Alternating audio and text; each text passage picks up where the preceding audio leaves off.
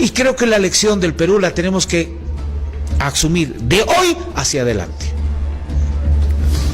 No puede decir el presidente por si acaso es legal, pero no es moral, porque se entiende que el presidente trabaja más que los 11 millones de bolivianos para vivir varios momentos de pasión. No puede ser presidente. Y si José Gerí no hace bien las cosas, no convoca rápidamente elecciones y demuestra transparencia, devuelve la esperanza al pueblo peruano, será otro que sea cesado en sus funciones y se vaya también a la cárcel, porque así de dura es la Constitución peruana. Dirán en Bolivia, ¿y por qué en Bolivia no hacemos eso, verdad, presidente acusado de corrupción fuera?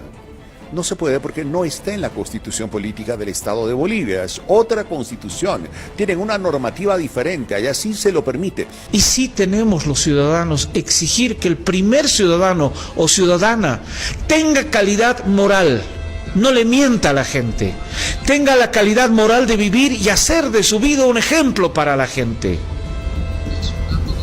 No puede ser un díscolo que vaya, o díscola, que vaya haciendo barbaridades, viviendo de lujos y haciendo lo que le da la gana y que diga, a mí me van a respetar porque soy el presidente. Calidad moral. Eso fue el cherry que terminó por debilitar esta ya cuestionable presencia de la señora Boluarte, como yo le dije, y me hago cargo, en la presidencia del Perú.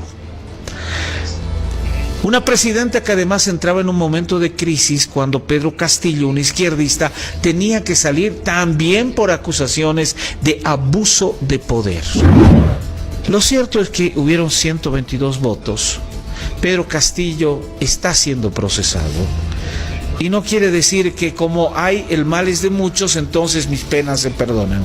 No, fue suspendido, fue vacado, como le dicen en el Perú, porque de verdad no tiene la altura moral para ser presidente. Y ese debería ser un tema que exijamos los ciudadanos. No puedes decir yo soy presidente porque tengo los votos. ¿Cómo eres presidente? ¿Qué haces de presidente? Si utilizas el edificio que es la casa presidencial para tirarte menores de edad sin ningún desparpajo, no puedes ser presidente. Si haces que las Fuerzas Armadas te amarren los cordones de tu zapato porque no puedes agacharte, no puedes ser presidente. Si muy entusiasta dices, no importa que sea legal o no legal, para eso tengo abogados, no puedes ser presidente. Si tienes un hijo clandestino que no reconociste, no puedes ser presidente. Si utilizaste ese departamento que se habilitó porque se entiende que el presidente trabaja más que los 11 millones de bolivianos para vivir varios momentos de pasión, no puede ser presidente. Si a pesar de los intereses de la patria, tú has usado el poder beneficiando a tu entorno con abiertos casos de corrupción y de latrocinio hacia el Estado, no puede ser presidente. Y creo que la lección del Perú la tenemos que asumir de hoy hacia adelante. No puede decir el presidente por si acaso es legal, pero no es moral. Con eso tenemos los Ortegas, tenemos los Maduros, tenemos los Castro, que hacen los Kirchner, que han hecho lo que les ha dado la gana. Hasta el extremo, decir, roba, pero no mucho. Y la misma vara debería ser para alcaldes, para gobernadores. Creo que de verdad no podemos seguir asistiendo a un todo lo puedo porque tengo el poder para hacerlo. Queremos entender por qué esta fuente insiste tanto en que la integridad, la conducta ética, son requisitos, indispensables para quien ocupa el poder, sobre todo la presidencia. Vamos a ver el núcleo de su argumento fijándonos bien en los ejemplos que usa. Venga, vamos a desgranar esto. La idea principal que lanza este comentario es bastante directa. Dice que la ciudadanía tiene que reclamar calidad moral a sus gobernantes, que no vale solo con ganar elecciones o seguir la ley para estar en el cargo. Según esta visión, el primer ciudadano o ciudadana debe ser un referente, alguien que inspire respeto, que no mienta, ¿sabes? Critica mucho esa figura del líder que, bueno, se ampara en su puesto y actúa sin ética, esperando respeto solo por el título. Claro, precisamente. Y ahí tocamos la diferencia clave que usa La Fuente en todo su argumento. La distinción entre la legitimidad legal, o sea, ser elegido, ocupar el cargo según las normas, y lo que podríamos llamar legitimidad moral. Es decir, ser digno de ese puesto por tu conducta, por tu ética. Ajá. Este debate sobre ética y poder es un clásico, claro, siempre vuelve. Pero lo interesante aquí es cómo este comentario lo vincula de forma muy directa con la estabilidad y cómo la gente percibe a sus líderes. Sugiere que sin esa base moral, la autoridad se debilita desde dentro, aunque legalmente todo esté en orden, ¿entiendes? Ya. Es como si la confianza pública necesitara algo más que el sello de la ley. Y para que no quede solo en teoría, La Fuente pone un ejemplo muy concreto, el caso de Perú. Describe un poco el contexto, ¿no? Crisis política, llega Dina Boluarte a la presidencia después de la salida de Pedro Castillo. El comentario dice que su presidencia fue cuestionable desde el principio, pero argumenta que lo que de verdad la debilita es una supuesta falta de calidad moral. Lo llama, de forma muy gráfica, el cherry que colma el vaso. Sí. Lo presenta como un ejemplo de cómo esa falta de autoridad moral puede minar un gobierno incluso si legalmente está constituido. Efectivamente. Y el análisis no se queda ahí, ¿eh? La Fuente también habla de la situación anterior, con Pedro Castillo. Lo presenta como un líder de izquierdas que fue apartado del poder, usan la palabra peruana abacado, con 122 votos por acusaciones de abuso de poder. Vale. El comentario es bastante tajante al decir que Castillo no tenía la altura moral necesaria para ser presidente. Pero ojo, introduce un matiz importante. Insiste en que los errores o la falta de ética de un líder no justifican ni disculpan los del que viene después. Claro. La exigencia de calidad moral, según esta visión, debe ser constante, un estándar fijo, da igual quién esté en el poder en ese momento. Entiendo. Rechaza totalmente la idea de que los fallos de uno legitimen los de otro, ¿sabes? Vale, y aquí es donde la cosa se pone, muy concreta y la verdad bastante gráfica.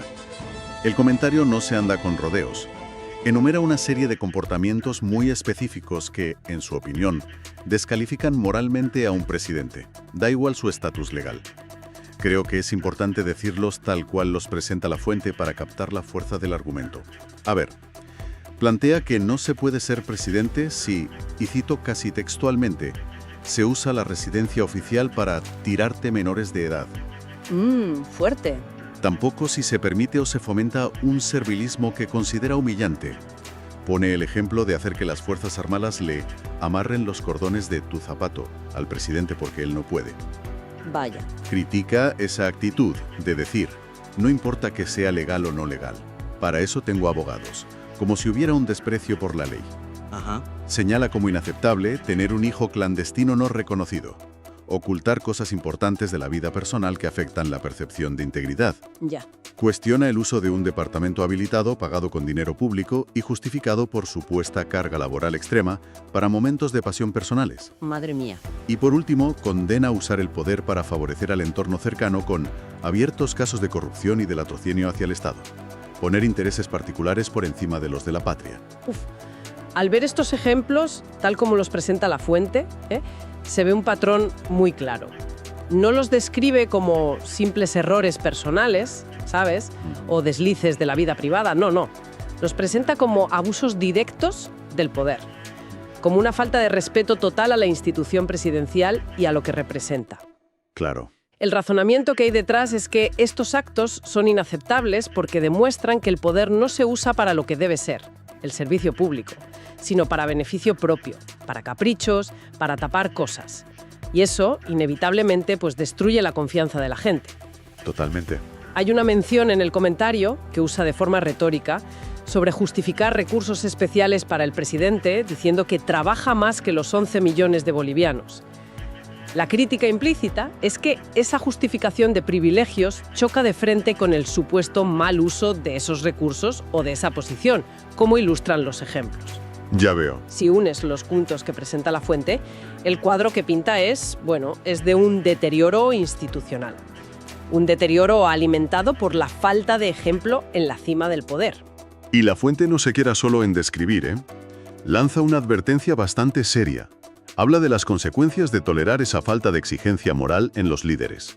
Mencionan nombres concretos que, para ellos, ilustran esa deriva peligrosa. Los Ortega en Nicaragua, Maduro en Venezuela, los Castro en Cuba, los Kirchner en Argentina. Sí, ejemplos controvertidos. Figuras que, según el comentario, han hecho lo que les ha dado la gana, amparándose en el poder. Advierte sobre el peligro de normalizar la corrupción, de llegar a un punto donde se acepten frases como esa de «roba pero no mucho», como si hubiera un nivel tolerable de falta de ética. Terrible. Y las implicaciones que saca de ahí son importantes. Lo que plantea es que una ciudadanía que no exige moralmente puede, sin querer, facilitar que se asienten prácticas autoritarias y corrupción en todo el sistema. Claro, tiene sentido. Si no se mantiene un listón ético alto, de forma constante y firme, se crea un caldo de cultivo perfecto para quienes ven el poder no como una responsabilidad de servicio, sino como una oportunidad para su propio beneficio. Por eso el comentario termina con un llamado a aplicar el mismo estándar ético, y muy riguroso, a todos los niveles de gobierno. No solo presidentes. Exacto. Presidentes, por supuesto, pero también alcaldes, gobernadores, cualquier cargo público. Es un rechazo total a esa mentalidad de todo me está permitido porque tengo el poder. Ajá. Y esto, claro, pone el foco en la responsabilidad de los ciudadanos, de mantener esos estándares vivos, no solo con leyes, sino con una cultura política de exigencia, de vigilancia activa. Ha sido destituida Dina Boluarte, la presidenta peruana, y es una noticia muy fuerte esta en el contexto internacional, ¿verdad? Porque es la 7ª presidenta peruana que es destituida en una mecánica idéntica a los anteriores casos, ¿no? Presidentes peruanos que terminan en la cárcel. ¿Por qué? Porque la Constitución Política del Estado de Perú tiene precisamente unos articulados que le permiten al Congreso cesar las funciones de un presidente del Estado por incapacidad moral. En las últimas semanas, lo que ha catapultado esta decisión del Congreso tiene que ver con la enorme inseguridad que está creciendo y creciendo y creciendo en el Perú, y una presidenta que no ha podido encontrar una solución al tema. 7 presidentes procesados en la cárcel o se suicidaron en el Perú en los últimos 9 años. Terrible. Terrible, terrible. Es una situación muy complicada para Perú. Un escenario político re complicado. Pero vaya valentía que tiene la sociedad peruana para enfrentar este tipo de situaciones. ¿Verdad? Que a pesar de todo este maremoto político que se está viviendo en este país, la economía peruana está sólida. El peruano cree en su país, ama su país. Ha sido posicionado José Gerí, Dina Boluarte, siendo la presidenta que cesada de sus funciones con el mayor grado de impopularidad en el territorio peruano en la última década. Termina re mal, después de una serie de escándalos, de malas decisiones, ¿no? Pero claro, tiene los Rolex para el consuelo, ¿no? Dina Boluarte deja la presidencia de Perú. ¿Quién asume la presidencia de Perú? José Gerí. José Gerí, así se llama él. Es el nuevo presidente del Perú tras la destitución de Boluarte. Él es bastante joven, ¿eh? Tiene 38 años de edad. Yo no sé si lo supera en edad a Noboa, el presidente ecuatoriano, que creo que estaba por los 37, 38 igual, ¿no? O por ahí termina siendo el presidente más joven de un país sudamericano, José Gerí. Él tomó juramento del cargo a primera hora por un periodo que se va a extender hasta julio del 2026. O sea, va a estar solamente algunos meses José Gerí, ¿sí? Que ha sido posicionado como presidente, siendo él hasta ahora el jefe del legislativo, era el presidente del Congreso peruano. Entonces, por sucesión constitucional, ya no está el presidente Pedro Castillo en la cárcel, ¿no? Asume Boluarte, ya no está Boluarte. ¿Dónde se va? Posiblemente a la cárcel. Entra José Gerí, presidente del Congreso, hasta julio del próximo año. Y si José Gerí no hace bien las cosas, no convoca rápidamente elecciones y demuestra transparencia, devuelve la esperanza al pueblo peruano, será otro que sea cesado en sus funciones y se vaya también a la cárcel, porque así de dura es la Constitución peruana. Dirán en Bolivia, ¿y por qué en Bolivia no hacemos eso, verdad, presidente acusado de corrupción fuera?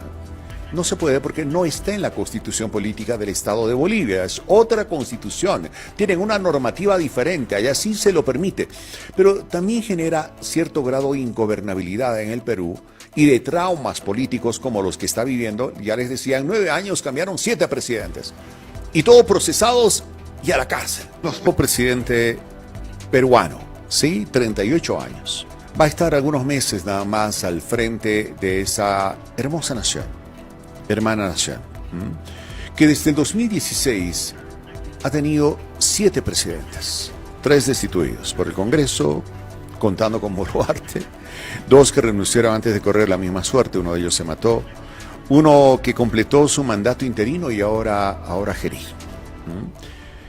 Dina Boluarte se fue porque no tenía una bancada ni apoyo popular, le fue muy mal.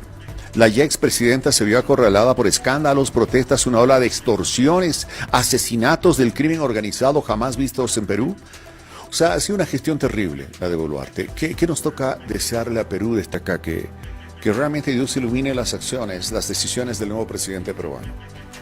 Que sea todo para bien y que el 2016 se complete un proceso democrático por el cual llegue un presidente o presidenta que realmente haga bien las cosas y que sea un presidente o presidenta que logre terminar su mandato con el respaldo popular y de un Congreso Nacional que ha sido ahora bastante fuerte, duro, ¿no?